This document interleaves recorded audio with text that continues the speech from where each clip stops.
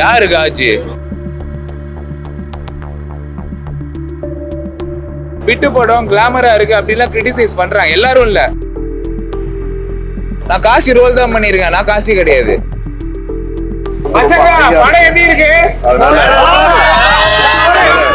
இது வந்து ஏ படம்ன்றாங்க. ஓகே, இது லிப்லாக் சீன் வச்சிருக்கணும்ல.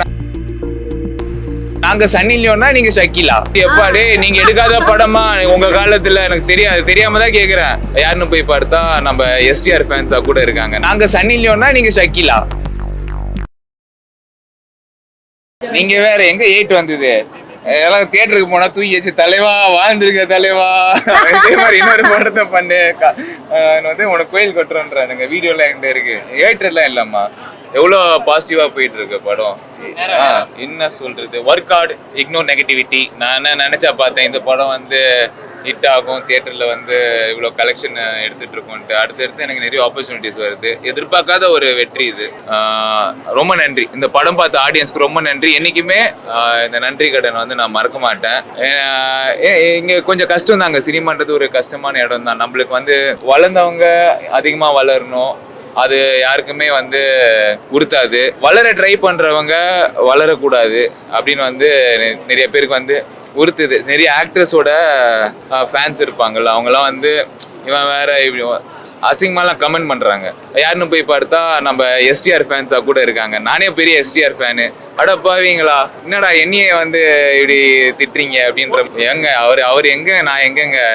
ஒரு மனசாட்சி வேணாமா? நான்லாம் நேத்து பேஞ்ச மலையில முளைச்ச காலான்னு நான் இப்படிலாம் பேசலாமா? நீங்க என்னடா நம்ம வயசு பையன், நம்ம வந்து தலைவனை நம்ம தலைவனை இன்னும் பார்க்கல, இவன் தலைவன் கிட்ட அவார்ட்லாம் வாங்கியிருக்கான் பிக் பாஸ் 8ல, அந்த மாதிரி கூட இருக்கலாம். என்னன்னா நீங்க எல்லாம் ஃபேன்ஸ் எல்லாம் இருக்கீங்களா, நீங்க யோசிச்சு பாருங்க. நீங்க எந்த காலத்துல வந்து உங்களோட ஃபேவரட் ஹீரோக்கு வந்து ஃபேன்ஸ் ஆனீங்கன்ட்டு அவங்க ஸ்ட்ரகிள்ல இருக்கும் போது தானே ஆயிருப்பீங்க. அதே மாதிரி என்னையும் சில பேர் பார்த்துட்டு இருக்கலாம் இந்த டைம்ல.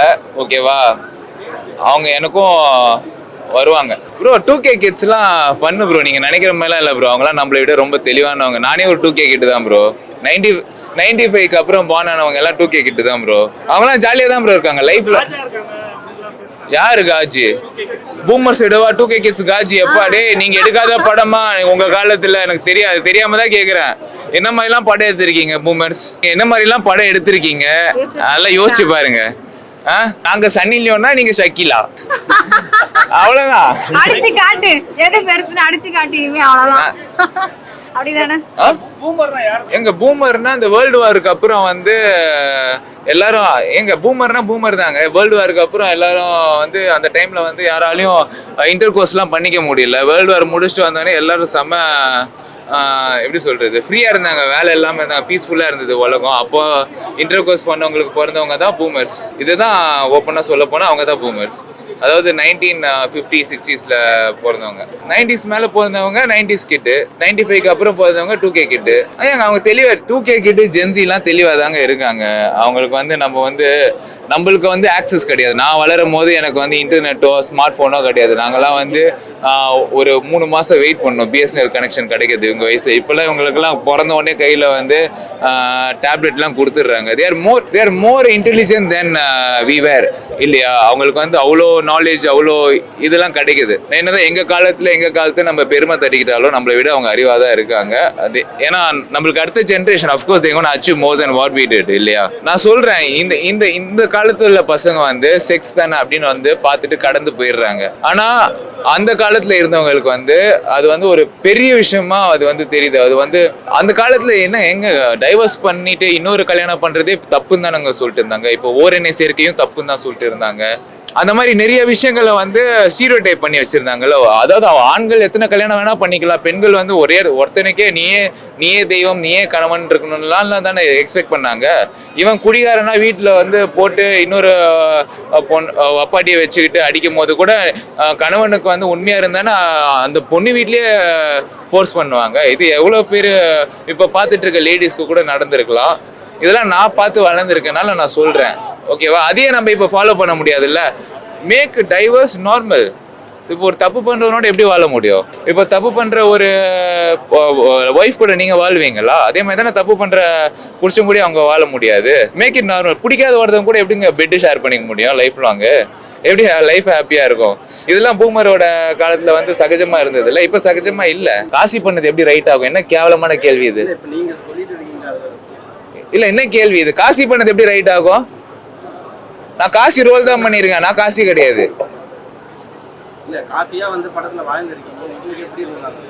காசி பண்ணது ரைட்டா ராங்கான்னு கேட்கறது அறிவு இருக்கா உங்களுக்கு? இஷ்டத்துக்கு கேட்க கூடாது. வரேன். நீங்க வந்து இப்ப பிரஸ் வந்து நீங்க ஒரு அநாகரிகமா வாழ்ந்திருக்கீங்க அப்படின்னு கேட்கும் போது அதுக்கு நான் வந்து இல்ல சார், நான் வந்து வாழல சார், நான் வந்து நடிச்சிருக்கேன் சார் அப்படின்னு நான் சொல்ல முடியும். நீங்க எப்படி கேள்வி கேட்கறீங்களோ அதுக்கு ஏத்த மாதிரி தான் ஆன்சர் பண்ண முடியும். சொல்லுங்க, நான் பேசினது தப்புன்னா அப்ப நீங்க கேட்ட கேள்வியும் தப்பு தானே. வாழ்ந்திருக்கீங்களான்னு கேட்டா ஆமா சார் வாழ்ந்தேன், டேரக்டர் நடிக்க நான் வாழ சொன்னாரு வாழ்ந்தேன்னா அது நான் எந்த சென்ஸ்ல சொன்னேன்னா ஒரு கேரக்டரை நான் வாழ சொன்னாரு வாழ்ந்தேன் அப்படின்ற ஒரு சென்ஸ்ல தான் நான் சொன்னேன். இங்க பாருங்க, நிஜமாவே நீங்க வந்து இன்டிமேசி கூட பண்ணிடலாம், ஓகேவா? ஆனா அந்த மாதிரி பண்ற மாதிரி நடிக்கிறது எவ்வளவு கஷ்டம்னு நீங்க வந்து ஒரு டைரக்டர் கிட்டயோ அந்த மாதிரி பண்ண ஆக்டர் கிட்டயோ கேட்டு பாருங்க, அவங்க சொல்லுவாங்க. ஏன்னா அவ்வளோ டேரக்டர்ஸ் எனக்கு கால் பண்ணியும் பர்சனலாகவும் மீட் பண்ணும் போது என்னை வந்து அந்த சீன்ஸ்க்குலாம் என்னை வந்து பாராட்டினாங்க. இதுக்கு வந்து கொஞ்சம் கட்ஸ் வேணும் நீங்கள் வந்து இப்போ சூஸ் பண்ணதுக்கு. எனக்கு கட்ஸ்லாம் இல்லைங்க, கிடைச்ச வாய்ப்பை வந்து யூஸ் பண்ணிக்கணும்னு தோணுச்சு. ஜேஎஸ்கே ப்ரொடக்ஷன் நீங்கள் பார்த்துருப்பீங்க, அவர் எவ்வளோ நல்ல படங்கள் இதுக்கு முன்னாடி கொடுத்துருக்காருன்ட்டு. அவர் வந்து ஒரு விஷயம் வந்து எடுக்கும் போது எனக்கு நம்பிக்கை இருந்தது தப்பா போக வாய்ப்பு இல்லை அப்படின்ட்டு. அந்த நம்பிக்கை வந்து இங்கே பாருங்க இப்போ வந்து பூவா வந்து என் கையில் நிற்கிது. இன்னும் 2 வாரம் ஓடிச்சுன்னா க்ரௌன் ஆகிடும். கண்டிப்பா அந்த க்ரௌனை வந்து இடுப்புலேயே வச்சுப்பேன், தலைக்கு வச்சுக்க மாட்டேன். இல்லைங்க, நான் சினிமாவுக்கு வந்து எனக்கு இந்த கவர் அப்படின்ற ஒரு டேர்ம் இருக்குது. எனக்கு வந்து ஒரு 10 வருஷமா நான் உங்களுக்கு தெரியாது, நான் வந்து 6 வருஷத்துக்கு முன்னாடி கேர்லின் காமாட்சின்னு ஒரு வெப்சீரிஸ்ல வந்து ஹீரோவா நடித்தேன். இது வந்து ஒரு மாதிரி ஒரு இப்போ ஆரம்பிச்ச ஒரு ஜேர்னியில் பிக் பாஸ் வந்தா படம் நடிக்க வந்துட்டான் அப்படி கிடையாது.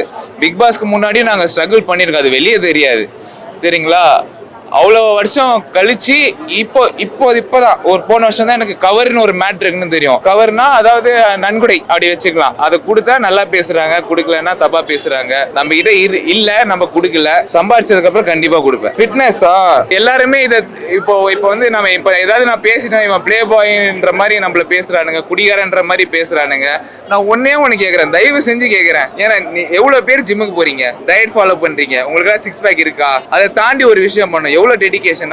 நான் டெய்லி காலைல 5 மணிக்கு எழுந்திருப்பேன், 6 மணிக்கு ஐசிஎஃப் கிரவுண்ட்ல இருப்பேன். ஐசிஎஃப் கிரவுண்ட் நீங்க டெய்லி வந்து என்ன பார்க்கலாம், அங்க நான் என்ன பிராக்டிஸ் பண்ணிட்டு இருக்கேன்ட்டு, சரிங்களா? இது ஒரு நார்மல் டே தானே. இன்னைக்கு ஷூட்டிங்லாம் எதுவும் இல்லைல்ல, நான் இங்க தியேட்டர்ல தானே இருக்கேன். நான் 19 வயசுல இருந்து ஜிம்முக்கு போனதுல இருந்து நான் இப்படிதான் இருக்கேன். இதுக்கு என்ன மாதிரி ஒரு டெடிகேஷன், என்ன மாதிரி ஒரு டயட் ஃபாலோ பண்ணணும், எந்த மாதிரி ஃபுட்டு சாப்பிடணும், எவ்வளவு ஹார்ட் ஒர்க் பண்ணணும்.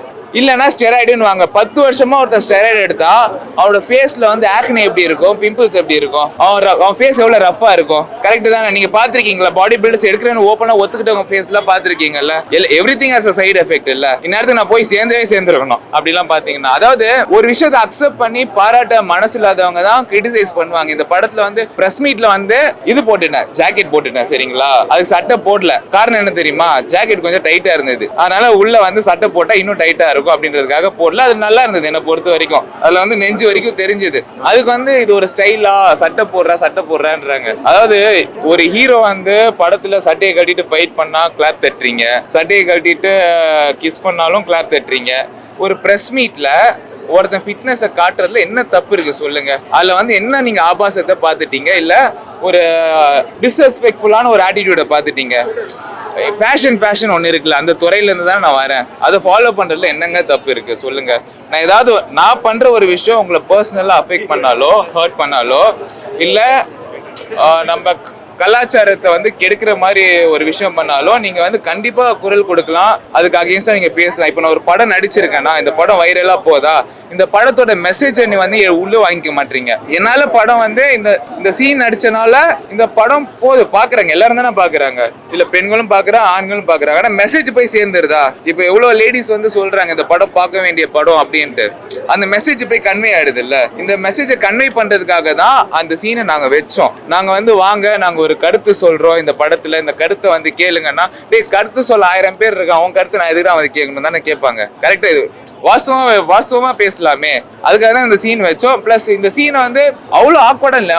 ஒரு மேட்டர் கேட்கட்டா, எல்லாரும் இந்த படத்தை வந்து பிட்டு படம் கிளாமரா இருக்கு அப்படிலாம் கிரிட்டிசைஸ் பண்றாங்க. எல்லாரும் இல்ல, பார்க்காதவங்க. இந்த படத்துல ஒரு லிப்லாக் சீன் இருக்கா சொல்லுங்கப்பா? இந்த படத்துல ஒரு லிப்லாக் சீன் இருக்கா?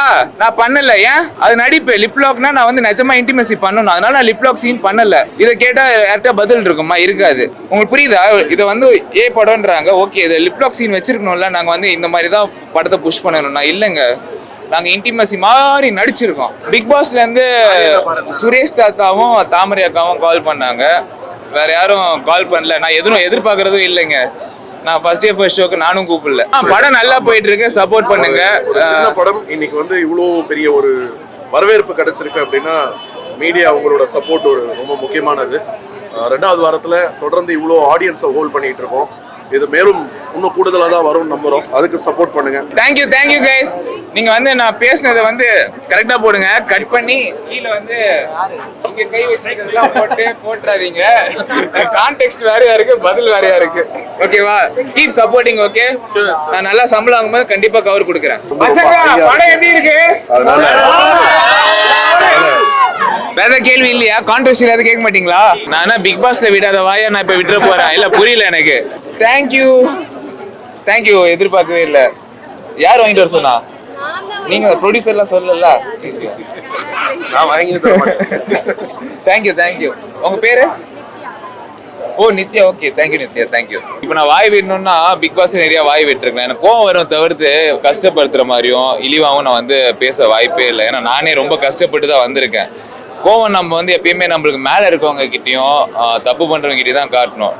நம்மளுக்கு கீழே இருக்கவங்க கிட்டயும் ஈக்குவலா இருக்கவங்க கிட்டயும் நியாயமா நடந்தவங்க கிட்டயும் என்னைக்குமே நம்ம காட்ட போறது கிடையாது. அது எனக்கு வந்து என் மேல முழுமையா எனக்கு நம்பிக்கை இருக்கு. நான் என்னைக்குமே தப்பான ஒரு கருத்தை தப்பான இடத்துல பேச மாட்டேன்.